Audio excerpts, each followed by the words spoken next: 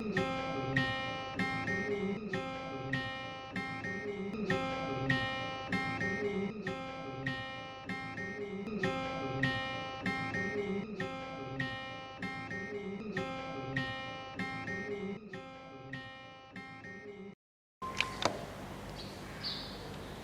আলাইকুম। বাংলাদেশ ব্যাংক উচ্চ বিদ্যালয়ের অনলাইন ক্লাসে নবম ও দশম শ্রেণীর ব্যবসায় শাখা শিক্ষার্থীদের তোমাদের সবাইকে স্বাগত জানাচ্ছি। আজকে আমাদের অধ্যায় হবে হিসাব বিজ্ঞান বিষয়ের দশম শ্রেণীর আর্থিক বিবরণী। সুপ্রিয় শিক্ষার্থীরা, আশা করছি তোমরা সবাই ভালো আছো, আমিও ভালো আছি। নবম শ্রেণীর জন্য এই দশম অধ্যায় একটি গুরুত্বপূর্ণ অধ্যায়। তোমরা যদি বার্ষিক পরীক্ষার সিলেবাস দেখে থাকো তাহলে এই দশম অধ্যায় থেকে তোমরা জানতে পারবে যে এই অধ্যায় থেকে দুইটি প্রশ্ন আবশ্যিক থাকবে এবং এই দুইটি প্রশ্নেরই উত্তর তোমাদের দিতে হবে। তো এই দুইটি প্রশ্নের যেহেতু কোনো বিকল্প অপশন নেই, সেহেতু তোমাকে অবশ্যই এই অধ্যায়টি মনোযোগ সহকারে পড়তে হবে এবং এই অধ্যায়টি আয়ত্ত করতে হবে। এই দুইটি প্রশ্নের উত্তর না দিলে আমাদের যে 7টি প্রশ্নের অ্যান্সার করতে হয়, প্রশ্ন যদি তুমি কোনোভাবে এড়িয়ে যেতে চাও তাহলে তোমার অ্যান্সার কম দিতে হবে। তাহলে বুঝতেই পারছো যে এই অধ্যায়টি গুরুত্ব কতখানি। দশম শ্রেণীর শিক্ষার্থীদের উদ্দেশ্যে বলছি, তোমরা এখনো যারা দশম শ্রেণীতে আছো এই অধ্যায়টি ভালো করে অনেকেই আত্মস্থ করতে পারো না। তাই আমি প্রত্যাশা করব নবম ও দশম শ্রেণীর শিক্ষার্থীরা যারা আছো অবশ্যই এই ভিডিওটি প্রথম থেকে দেখবে এবং আমাদের সাথে থেকে এই অধ্যায়টি আমরা যতদিনে ক্লাস নিতে পারি তার সাথে থেকে বোঝার চেষ্টা করব। তো চলো আমরা মূল আলোচনায় চলে যাই। দশম অধ্যায়ের নাম হচ্ছে আর্থিক বিবরণী। প্রিয় শিক্ষার্থীরা, তোমরা নিশ্চয়ই জানো হিসাব চক্র সম্পর্কে।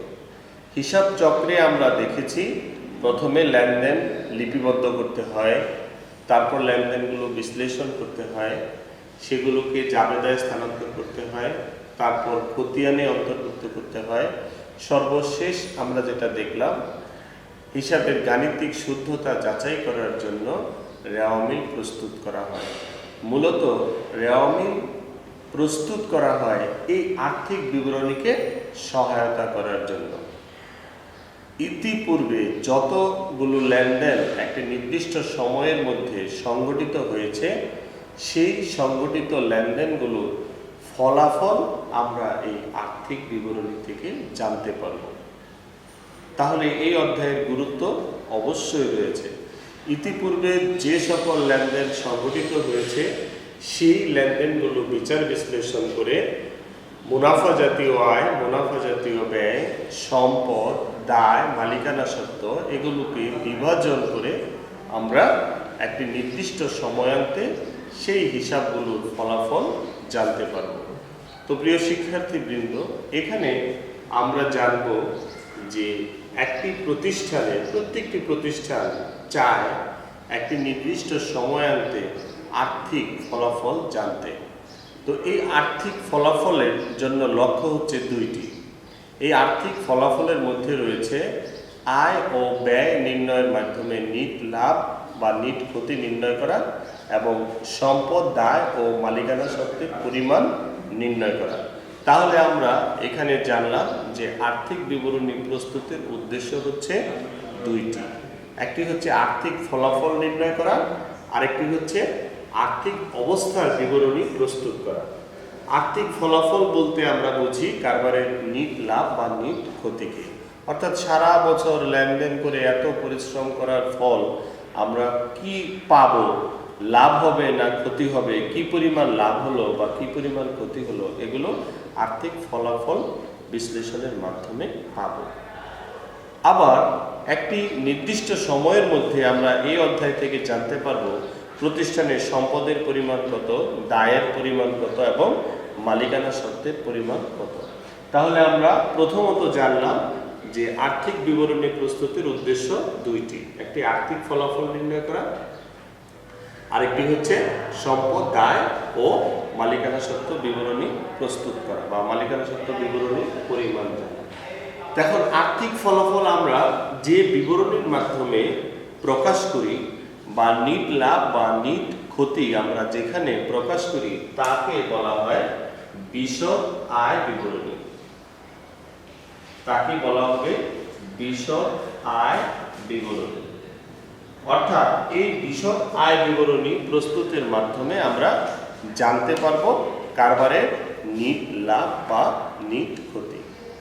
আরেকটি বিষয় আমরা জানতে পারবো মালিকানা সত্ত্ব বিবরণী।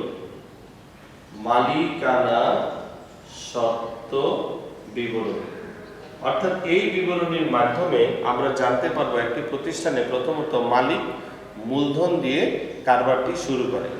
এই মূলধন দেওয়ার পরে কারবারের লাভ হলে তিনি নিজে ভোগ করেন এবং ক্ষতি হলে তাকে নিজেকেই বহন করতে হয় এবং উত্তোলন ইত্যাদি অর্থাৎ প্রতিষ্ঠানের লাভ ক্ষতি বা উত্তোলন সমস্ত কিছু লিপিবদ্ধ করা হবে এই মালিকানা সত্ত্ব বিবরণীতে। পরবর্তীতে আমরা এখান থেকে আরো জানতে পারবো কারবারের সম্পদ এবং দায়। সম্পদ ও দায়ের পরিমাণ জানার জন্য আমাকে যে বিবরণী প্রস্তুত করতে হবে তার নাম হচ্ছে আর্থিক অবস্থা বিবরণী।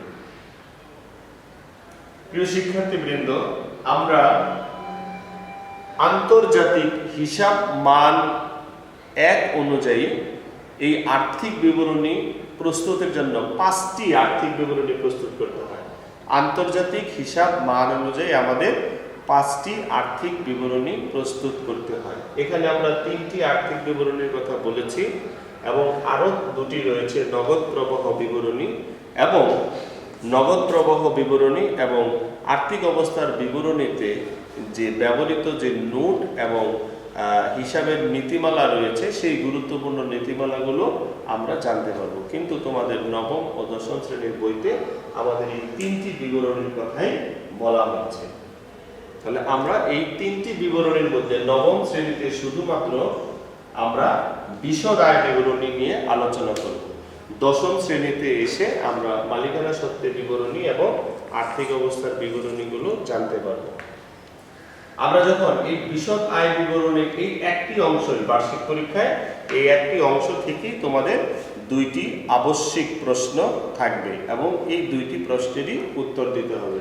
তাহলে আমরা এই ছোট্ট একটি পার্ট যদি ভালো করে শিখে নেই বা আত্মস্থ করতে পারি তাহলে অবশ্যই 2টি প্রশ্নের উত্তর আমরা দিয়ে 10, 10, 20 নম্বর পেয়ে যাব। আমি আবারও বলছি, দশম শ্রেণীর শিক্ষার্থীরা কিন্তু এখনো এই অধ্যায়টি ভালোভাবে আত্মস্থ করতে পারেনি অনেকেই। এই জন্য যারা এখনো বুঝতে পারোনি তোমরা আমাদের ক্লাসে আসো এবং নিয়মিত দেখো এবং এই অধ্যায়টি আবার ভালো করে বোঝার চেষ্টা করো। তাহলে আসো বিশদ আয় বিবরণী। বিশদ আয় বিবরণী 2 ধরনের হয়ে থাকে। একটি হচ্ছে সেবাদানকারী প্রতিষ্ঠানের জন্য সেবাদানকারী প্রতিষ্ঠান, আরেকটি হচ্ছে ক্রয় বিক্রয়কারী প্রতিষ্ঠান। সেবাদানকারী প্রতিষ্ঠানের জন্য যে বিশদ আয় বিবরণী প্রস্তুত করতে হয় অর্থাৎ সেবাদানকারী প্রতিষ্ঠান কোনগুলো, যেগুলো সেবা প্রদানের বিনিময়ে মুনাফা অর্জন করে থাকে, যেমন বিভিন্ন ক্লাব, হাসপাতাল বা বিভিন্ন ধরনের লয়ার, কনসালটেশন ফার্ম, আমরা আরো বিভিন্ন ধরনের যে ফার্ম যেগুলো পরামর্শ দিয়ে আমাদেরকে সাহায্য করে, বিভিন্ন উপদেশ দিয়ে আমাদেরকে সাহায্য করে, যারা আইনি সহায়তা দিয়ে আমাদেরকে সাহায্য করে, তারা হচ্ছে সেবাদানকারী প্রতিষ্ঠান। এই সেবার বিনিময়ে বাংলাদেশ রেলওয়ে এটা হচ্ছে সেবাদানকারী প্রতিষ্ঠান, বাংলাদেশ বিমান এয়ারলাইন্স এগুলো হচ্ছে সেবাদানকারী প্রতিষ্ঠান।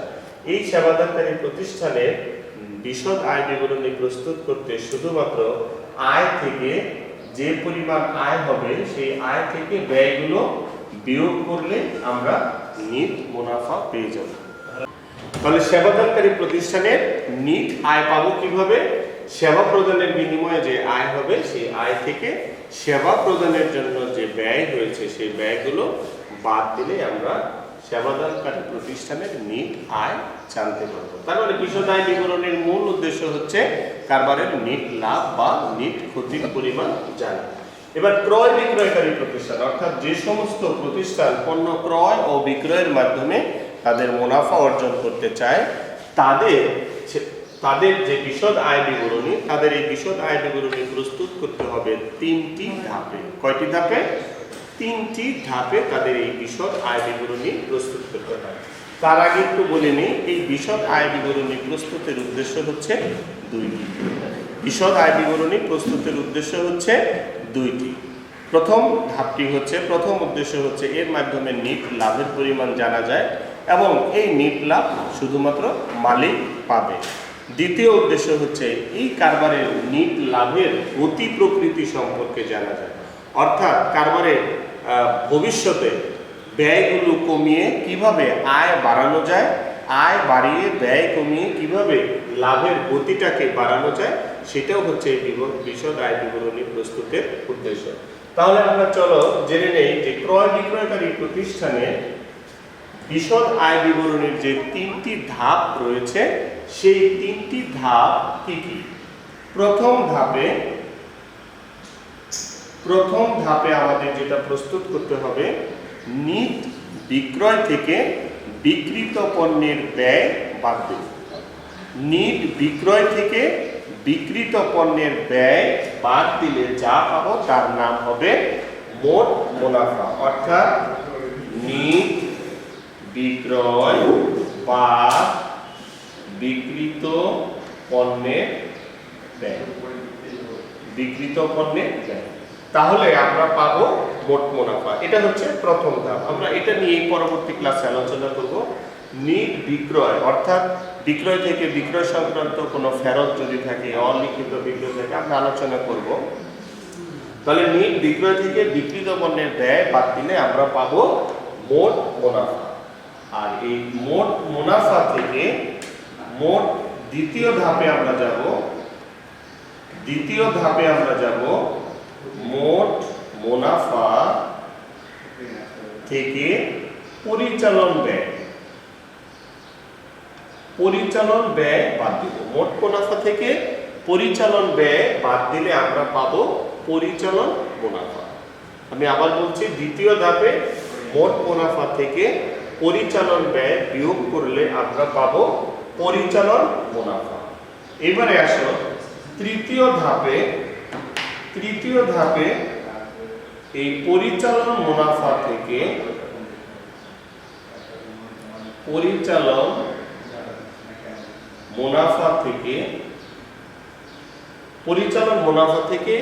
অন্যান্য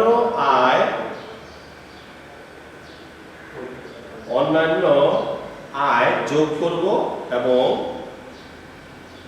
অন্যান্য ব্যয় বিয়োগ করলে আমরা পাবো নিট মুনাফা। এবং এইটাই হচ্ছে আমাদের বিশদ আয় বিবরণীর মূল বিষয়। তৃতীয় ধাপে পরিচালন মুনাফার সাথে অন্যান্য আয় যোগ করে অন্যান্য ব্যয় বিয়োগ করব, তাহলে আমরা পাবো নিট মুনাফা।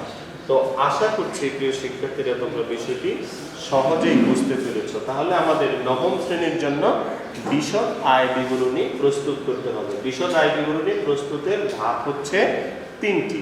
প্রথম ধাপে নিট বিক্রয় থেকে বিক্রিত পণ্যের ব্যয় বিয়োগ করে পাবো মোট মুনাফা। দ্বিতীয় ধাপে মোট মুনাফা থেকে পরিচালন ব্যয় বিয়োগ করে পাবো পরিচালন মুনাফা। এবং তৃতীয় ধাপে পরিচালন মুনাফা থেকে অন্যান্য আয় যোগ এবং অন্যান্য ব্যয় বিয়োগ করে আমরা পাবো নিট মুনাফা। এই নিট মুনাফাই হচ্ছে বিশদ আয় বিবরণীর কাঙ্ক্ষিত উদ্দেশ্য। প্রিয় দশম শ্রেণীর শিক্ষার্থীদের আবারও বলছি, তোমরা যারা এখনো বিশদ আয় বিবরণী বুঝতে পারোনি, তোমরা আজকের এই ভিডিওটি দেখে আবার নতুনভাবে শেখার চেষ্টা করবে। তাহলে আমরা দশম অধ্যায়ে কি জানলাম? আর্থিক বিবরণী প্রস্তুতের উদ্দেশ্য, আর্থিক বিবরণী প্রস্তুতের যে ধাপগুলো রয়েছে, 5টি ধাপের মধ্যে 3টি ধাপ নিয়ে আমরা নবম ও দশম শ্রেণীতে আলোচনা করব। এবং আজকে আমরা আরো আলোচনা করলাম বিশদ আয় বিবরণী প্রস্তুত প্রণালী। আমি আশা করব তোমরা আমি যে বিষয়টি আলোচনা করেছি তোমরা মনোযোগ সহকারে শুনেছ এবং এই আলোচনার মধ্যে থেকেই তোমাদেরকে আজকে আমি কিছু বাড়ির কাজ বরাবরের মতোই দিতে চাই। তো বাড়ির কাজগুলো তোমরা অধ্যায়ের শুরুতে যে লেখাগুলো রয়েছে সেগুলো যদি মনোযোগ সহকারে পড়ো এবং আমার আলোচনার মধ্যেই এগুলো ছিল, তোমরা একটু মনোযোগ সহকারে পড়লে বা ভিডিওটি দেখলে এই বাড়ির কাজগুলো অতি সহজেই করতে পারবে। তো দেখো, আমি লিখেছি 10টি জ্ঞানমূলক প্রশ্ন দিয়েছি, মুখস্থ করে ফেলবে। প্রত্যেক ব্যবসায় প্রতিষ্ঠানের আর্থিক অবস্থা জানার জন্য কোনটি প্রস্তুত করতে হয়? তাহলে আমরা জানি প্রত্যেক ব্যবসা প্রতিষ্ঠানের আর্থিক অবস্থা জানার জন্য আর্থিক বিবরণী প্রস্তুত করতে হয়। আর্থিক বিবরণীর প্রধান লক্ষ্য কয়টি? 2টি। প্রথমেই বলেছি লাভ ক্ষতি নির্ণয়ের জন্য যে বিবরণী প্রস্তুত করা হয়, এখানে লিখেছিলাম বিশদ আয় বিবরণী। সম্পদ ও দায় জানার জন্য যে বিবরণী প্রস্তুত করা হয় তার নাম হচ্ছে আর্থিক অবস্থার বিবরণী। ব্যবস্থাপনার দক্ষতা ও সার্বিক অবস্থা মূল্যায়নের অন্যতম হাতিয়ার হচ্ছে আর্থিক বিবরণী। আন্তর্জাতিক হিসাবমান 1 অনুযায়ী কত প্রকারের আর্থিক বিবরণী প্রস্তুত করা হয়? 5 প্রকারের বলেছিলাম। বিশদ আয় বিবরণীতে কোন ধরনের লেনদেন লিপিবদ্ধ হয়? এখানে শুধুমাত্র মুনাফা জাতীয় আয় এবং মুনাফা জাতীয় ব্যয় লিপিবদ্ধ হয়। সেবাদানকারী প্রতিষ্ঠান কিভাবে তাদের নিট মুনাফা অর্জন করে বা নির্ণয় করে? সেবা দানের জন্য আয় থেকে সেবা প্রদানের নিমিত্তে যে ব্যয় হয়, আয় থেকে ব্যয় বিয়োগ করলে নিট মুনাফা পাওয়া যায়। বিশদ আয় বিবরণীর উদ্দেশ্য 2টি। কয়টি ধাপে বিশদ আয় বিবরণী প্রস্তুত করা হয়? আমরা সর্বশেষে আলোচনা করেছি 3টি ধাপে। তো সুপ্রিয় শিক্ষার্থীবৃন্দ, আমরা আশা করছি এই বাড়ির কাজগুলো তোমরা আগের মতোই 2 দিনের মধ্যে তোমাদের খাতায় এইগুলোর উত্তরগুলো লিখে, নাম, শ্রেণী, শাখা, রোল নাম্বার লিখে 2 দিনের মধ্যে আমাদের বাংলাদেশ ব্যাংক স্কুলের ফেসবুক পেজে পাঠিয়ে দেবে। আজকে এই পর্যন্তই। তোমরা সবাই ভালো থেকো, সুস্থ থেকো। আল্লাহ হাফেজ।